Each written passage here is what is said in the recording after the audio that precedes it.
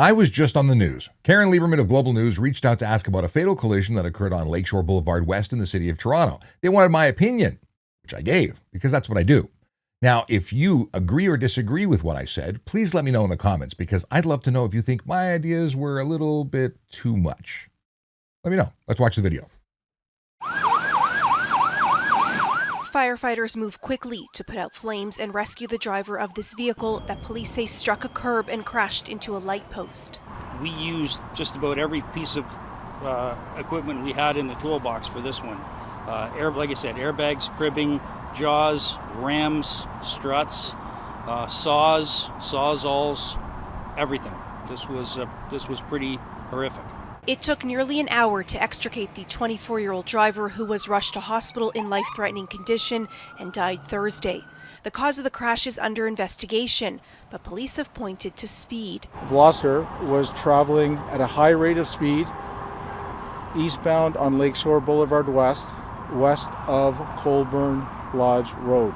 On Wednesday, the city announced 75 new speed cameras. It's about keeping people safe. They've been installed throughout the city based on collision and speeding data. There's already quite a few cameras around. There will always be accidents. No matter what happens, there'll always be accidents. So I think there has to be a balance. People are not maintaining their speed limits and they are always in a rush. Speed cameras are placed in community safety zones, areas near schools, hospitals, playgrounds. There are only 2 on Lake Shore Boulevard West, between 24th Street and Kipling Avenue, and between Long Branch Avenue and 38th Street. And I think you've got a great case for making the Lakeshore a community safety zone. This former traffic services constable, now traffic safety advocate, suggests broadening community safety zones. And I'm not sure why all roads aren't community safety zone, because speed directly impacts the safety and security of communities. He's also calling for a heightened police presence in the area, enforcing Highway Traffic Act laws. Caryn Lieberman, Global News. I want to point out first that there are no accidents. At least not behind the wheel of a car. Those are collisions or crashes, and they're caused by driver error or poor choices made whilst in control of a motor vehicle, but not accidents. Secondly, I want to talk about the automated enforcement suggestion I had. And that is, I think they should be on every road. See, if you don't speed, if you don't break the law, they are of no concern to you. You're not going to get a ticket. They're only a concern for those who break the law. So why not put them on every road? Only those who violate will ever be impacted.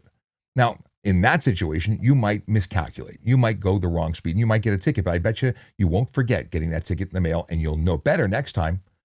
We don't have enough police officers to be everywhere. We don't have enough police officers to properly impact the city of Toronto or anywhere else in North America for that matter. We need more cops. We also need people to slow down and follow the rules. And automated enforcement really does help cover it off, a balance. That way police officers can focus on the most high priority calls, and the automated enforcement can cover reminding people with that little lesson of don't do that again. Let me know what you think in the comments below. I'd love to hear your feedback. I know a lot of people don't like automated enforcement, but let's talk about it. Thanks.